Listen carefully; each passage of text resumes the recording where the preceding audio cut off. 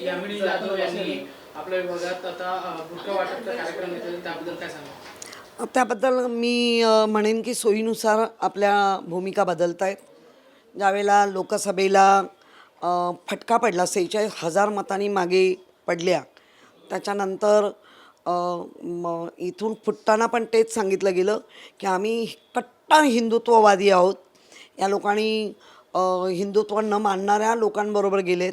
मुळात माझं सांगणंच ते आहे की बाळासाहेबांनी कायम भूमिका ठेवली होती की जो देशाला मानतो, जो महाराष्ट्रात राहतो तो महाराष्ट्राला मानतो, मुंबईत राहतो तो मुंबईला मानतो, तो कुठलाही जाती धर्म पंथाचा असो तो आमचा आहे. 1995ला शाबीर शेखसारख्या आमदार केलं, त्याला मंत्री केलं.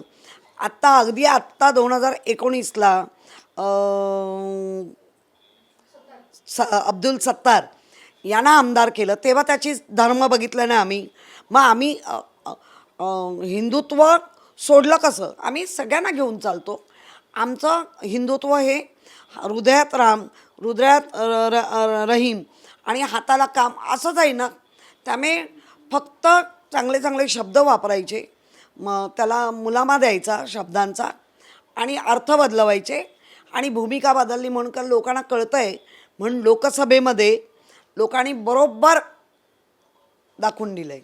नितेश राणे देखील आता शपथ घ्यायला सांगतात की फक्त हिंदुत्व हेच करा आणि मुसलमानाशी व्यवहार करू नका, असे देखील वादग्रस्त. मला तुमच्या माध्यमातून सर्व मुस्लिम समाजाला सांगायचं आहे की इतका अपमान करण्याचा अधिकार निलेश राणेंना कोणी दिला, हा एक भाग.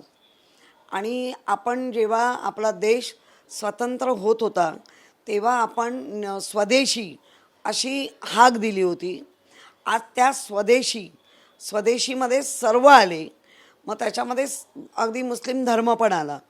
आणि जर तुम्ही अशा पद्धतीने म्हणत असाल तर करून दाखवाच.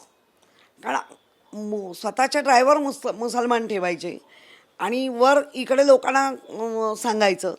मला वाटतं जेव्हा जेव्हा दंगे करतात ही लोक राणे कंपनी, तेव्हा त्यांच्यातले दंगे करणारे कोण असतात तेही बघा, तेव्हा ते चालतात.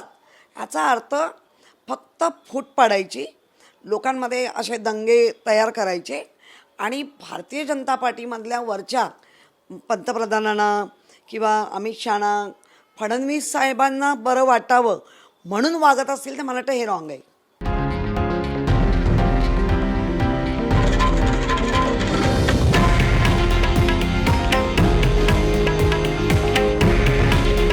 हे आहे देशातील नंबर 1 न्यूज नेटवर्क आणि आपण पाहत आहात TV9 मराठी. काळजी तुमची, हित महाराष्ट्राचं.